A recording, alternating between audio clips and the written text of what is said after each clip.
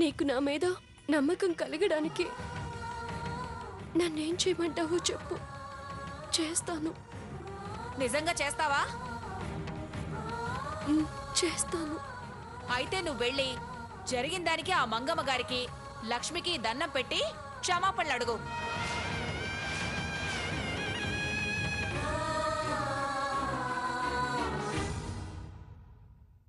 దానికోసమే వెళ్ళినట్టు కాదు, సాయంత్రం లలితా సహస్ర పారాయణం ఉందని బొట్టు పెట్టి వాళ్ళ కాళ్ళకి దండం పెట్టి మరీ పిలు.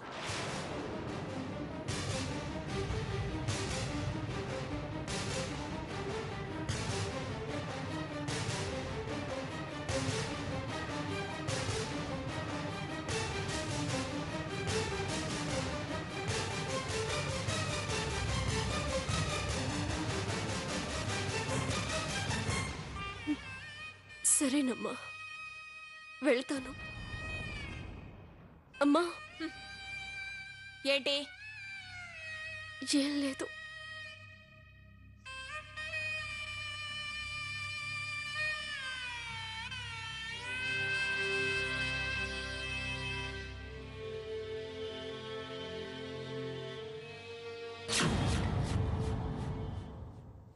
అమ్మా, కుంకుమ భరణి తీసుకురా.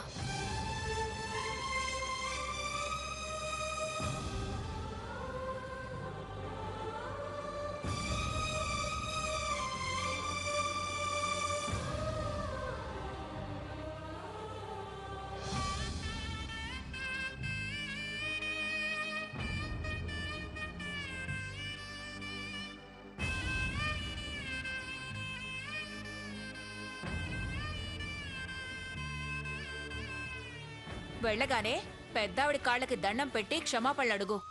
అరిచినా కసిరినా నోరు మెదపకో. ఆవిడ కాస్త చల్లబడ్డాక వినయంగా బొట్టు పెట్టి తప్పకుండా రావాలని చెప్పు. అలాగేనమ్మా. జాగ్రత్తగా వెళ్ళరా. సాయంత్రం 5 ఇంటికొచ్చేసాయి. ఇదిగో.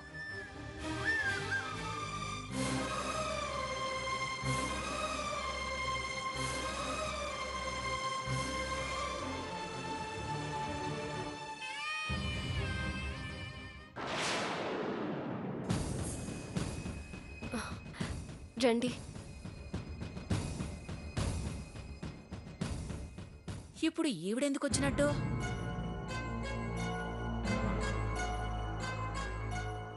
సీత, లక్ష్మి రామ్మా, లోపలికి రా. నేను సీతతో కాస్త ఒంటరిగా మాట్లాడాలి. అసలే భయపడి చూస్తున్నావు. ఇప్పుడు ఈవిడ ఏం బాంబు పేలుస్తుందో ఏంటో. నేను నీతో కొంచెం మాట్లాడాలి. అక్కడే ఉన్నవే, లోపలికి రామ్మా, రా. పద సీత. రామ్మా, లక్ష్మి కూర్చో. కూర్చో. కూర్చోండి. మీరు మాట్లాడుతూ ఉండండి, కాఫీ తీసుకొస్తాను. సీత, మా అత్తగారి మాటలకి జరిగిన అవమానాలకి నేను సారీ చెప్తున్నానమ్మా. అయ్యో, నేనేం ఫెయిల్ అవ్వలేదండి. సారీ అడగడం ఎందుకు? చూడు సీత, నేను నిన్ను మొదటిసారి చూడగానే చాలా నాజుగ్గా ఉంది, జీవితంలో ఎదురయ్యే సమస్యలని తట్టుకోగలదా అనిపించింది. కానీ తర్వాత నీ ధైర్యం, ఆత్మాభిమానం నాకు చాలా నమ్మకం కలిగించింది. సీత, సాకేత్కి సొంతంగా నిర్ణయాలు తీసుకోలేని ఒకే ఒక్క బలహీనత తప్ప చాలా బుద్ధిమంతుడమ్మా. నేనేం ఆయన్ని తప్పు పట్టడం లేదు కదండి. తప్పు పట్టకపోవచ్చు, కానీ మనసు ఆ క్షణం చివుక్కుమంటుందని నేను తెలుసుకోగలను.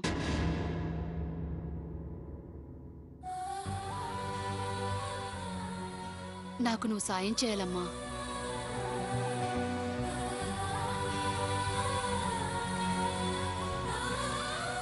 సహాయమా? అవునమ్మా, నువ్వు తప్పకుండా నా కోడలివి కావాలి. వాణ్ణి మార్చాలి.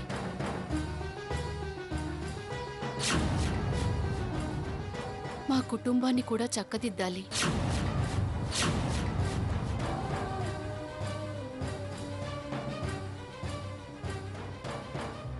కష్టమైన సంగీతాన్ని ఓపిగ్గా పిల్లలు ఇష్టపడేలా నేర్పుతున్నావు. ఆ ఓపిక సంసారంలో కూడా చూపించమ్మా.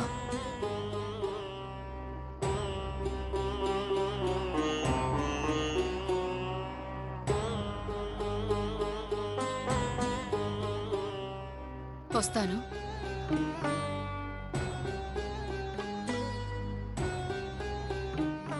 లక్ష్మేది వెళ్ళిపోయారు.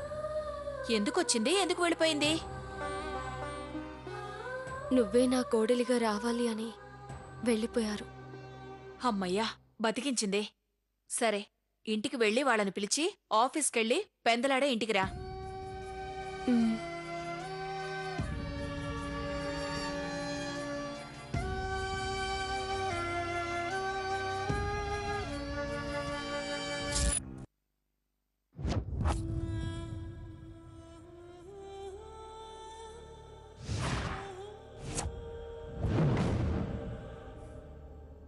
గ్రానీ,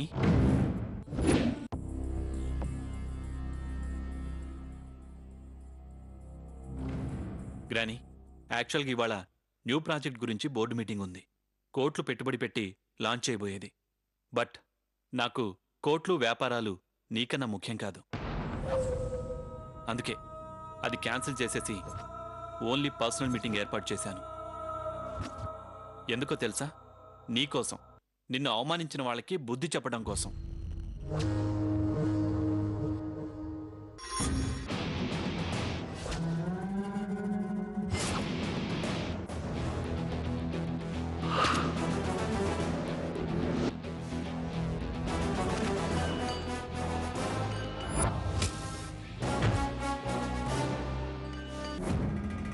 ఈ ఫోటోలే కదా నీకు సీత మీద ప్రేమని పెంచాయి.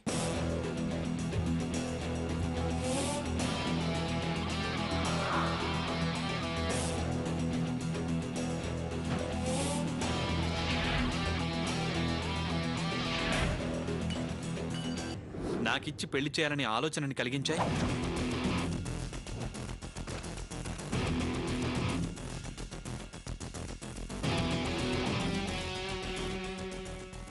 తను నా భార్య అయితే బాగుండు అని మురిసిపోయేలా చేశాయి.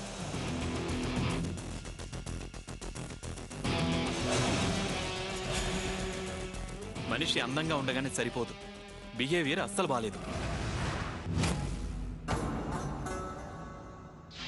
నీకు మర్యాద ఇవ్వలేదు, అదే నాకు అసహ్యం కలిగించేలా చేసింది.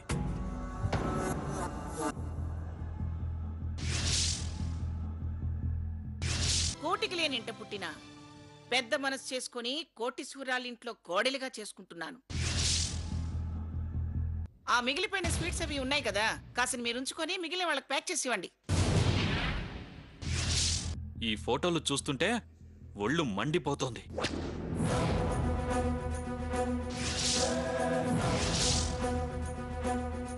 I hate you. I hate you.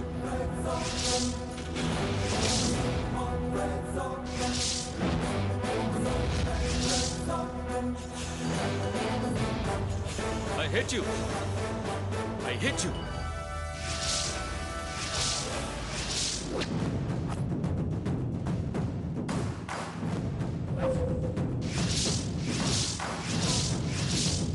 ఎంత పొగరు, ఎంత అహంకారం! నువ్వు పిలుస్తుంటే వినిపించుకోకుండా వెళ్ళిపోతుందా? స్టార్ అనుకుంటోందా, పబ్లిక్ ఫిగర్ అనుకుంటోందా?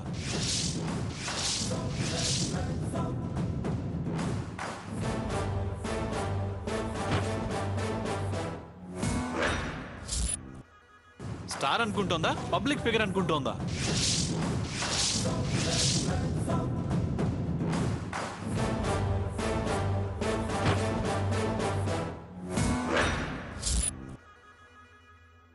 నువ్వు నా మనవడికి భార్యగా అమ్మాయి కావాలని చెప్తే మిస్ సిటీలు, మిస్ స్టేట్లు క్యూలో మన ఇంటి గేటు ముందుంటారు.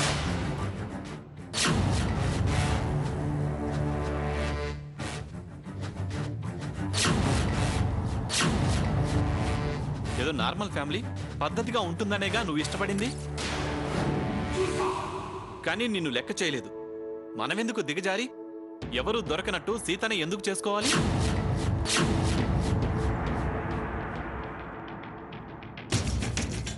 సాకేత్, నువ్వు అడ్డు చెప్పకు గ్రాని. ఇంతవరకు ఎవరన్నా నీ మాటకి ఎదురు చెప్పారా? నీకు ఇష్టం లేని పని చేశారా? మనమెందుకు కాంప్రమైజ్ కావాలి? అస్సలు అవ్వకూడదు.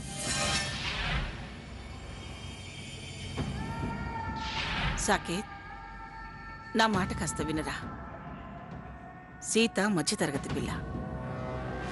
జీవితం గురించి తెలీదు. ఏదో ఆ క్షణంలో ఆవేశపడింది. అది సహజం.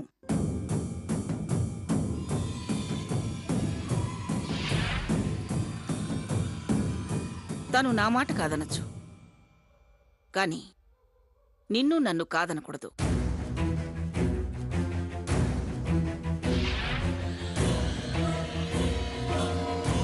అభిమానం దెబ్బతిని రోషంతో వెళ్ళింది.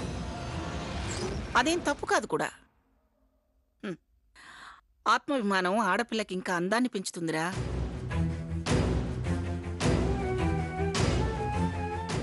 నా మాట వినరా. సీత చాలా మంచి పిల్ల. అది తొందరపడిందని నువ్వు తొందరపడితేలా?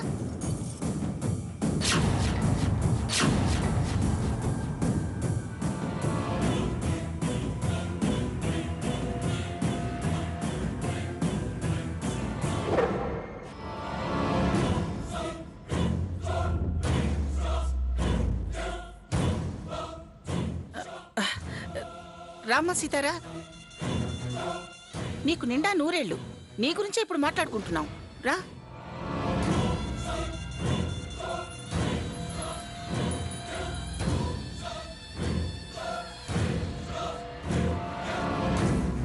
తొందరపడ్డాను, పెద్ద పొరపాటు చేశాను. నన్ను క్షమించండి అమ్మమ్మ గారు.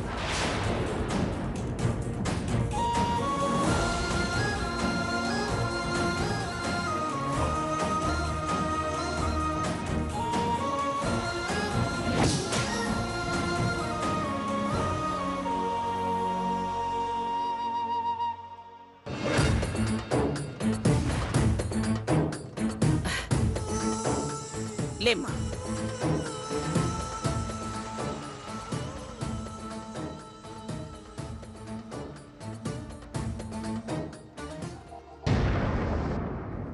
తాతయ్య గారు, నన్ను క్షమించండి. లేమ్మా, లే.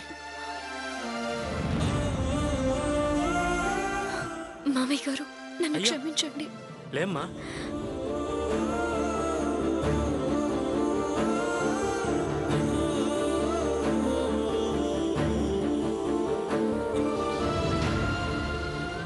సాకేత్,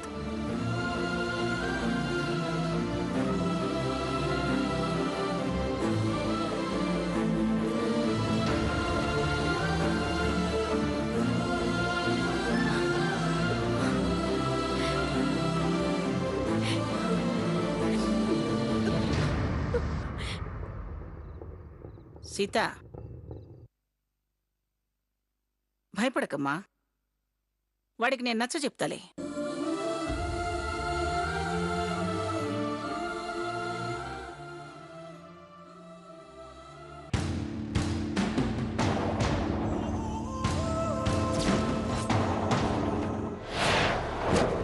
మమ్మగారు, సాయంత్రం మా ఇంట్లో లలిత సహస్రనామ పారాయణం ఉంది. మిమ్మల్ని అత్తయ్య గారిని అమ్మే పిలిచినట్టుగా భావించి తప్పకుండా రావాలి.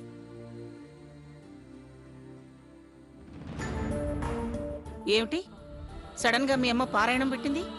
మీ సంబంధం కుదిరితే చేయాలనుకుంది. ఇవాళ చేస్తుంది.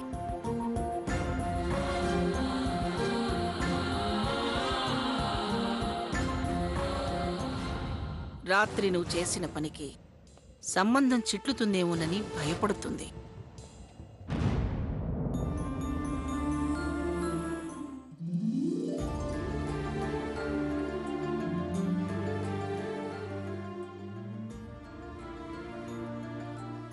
తప్పకుండా రావాలి. నేను రాలేకపోయినా లక్ష్మిని పంపిస్తాలే. మీరు వీలైతే వస్తాను. సీత, సాకేత్ ఎంతైనా మగాడు. వెంటనే మెత్తబడ్డు. వాడి బింకం వాడిది. నువ్వెలాగోలాగా వాడికి సారీ చెప్పు. మిగతా విషయాలు నేను చూసుకుంటాను. అలాగే అమ్మమ్మ గారు.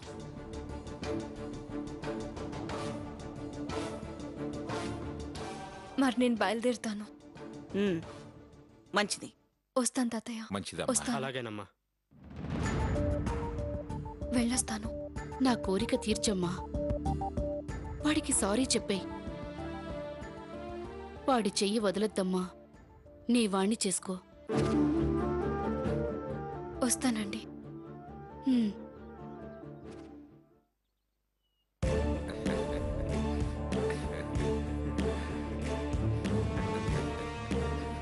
ఉమ్.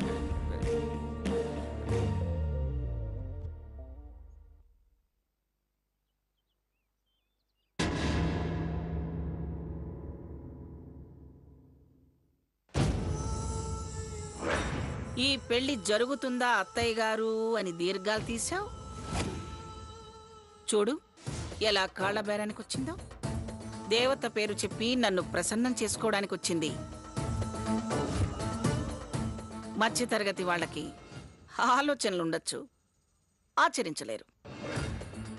ఆత్మాభిమానం ఉన్నంతగా ధైర్యం ఉండదు. అందుకే మాలాంటి వాళ్ళ కాళ్ళ దగ్గర అణిగి మణిగి పడి ఉంటారు. జీతం కళ్ళ చూస్తున్నాను నాకేం అనుకుని ఉంటుంది. అందుకే పొగరుతో మాట్లాడింది. పెళ్లి జరిగింది అనిపిస్తే చాలు, ఉద్యోగం మాన్పించేసి నా కాళ్ళు నొక్కుతూ సాకేతు బూట్లు తుడుస్తూ పెంపుడు కుక్కలా పడి ఉండాలి. అత్తయ్య, తప్పుడు అంచనాలు వేస్తున్నావు. నువ్వు గెలిచానని భ్రమపడుతున్నావు. సీత చేతిలో ఓడిపోవటం నిజం.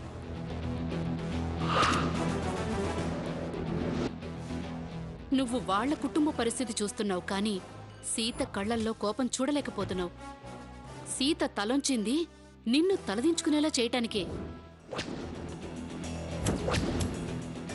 సీత పుట్టింటి వాళ్ల మీద చూపే ప్రేమ కాస్త సాకేతికి పంచటం మొదలుపెడితే నీ చక్రాల కుర్చీ తిరగటం కాదు, నీ తల తిరిగి పిచ్చెక్కిపోతుంది.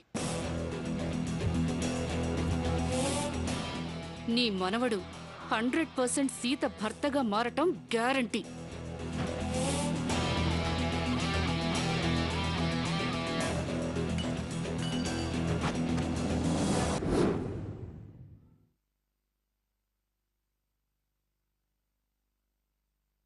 వాసిత, నీ వుడ్ బి బర్త్డే పార్టీదా సూపర్. ఆవిడ లెవెల్కి తగ్గట్టుగా ఇచ్చారు ఆవిడ. ఐటమ్స్ అన్ని అదిరిపోయినాయి సీత గారు. మాటలు కూడా చాలా ఘాటుగా ఉన్నాయి. అందుకేగా నా డ్రెస్ గురించి కామెంట్ చేశారు. అందుకేగా నేను రాకుండా జంప్ అయింది. పార్టీ అయింది, మెక్కారు, వచ్చారు. పనులు చూసుకోకుండా ఏంటి మీటింగ్? వెళ్ళండి.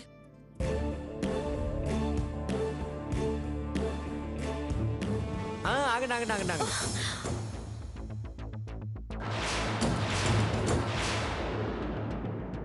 ఏయ్, ఏం చేస్తున్నావు? ఫస్ట్ ఎయిడ్ ఖర్చులు వెతుక్కుంటున్నా.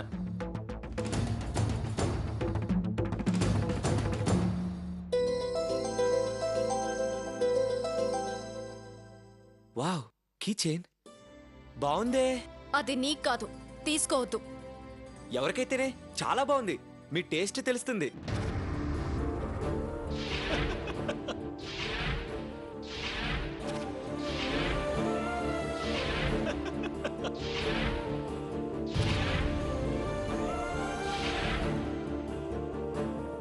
నేను ఇలాంటి చీప్ వస్తువులు వాడను. చాలా బాగుంది. మీ టేస్ట్ తెలుస్తుంది.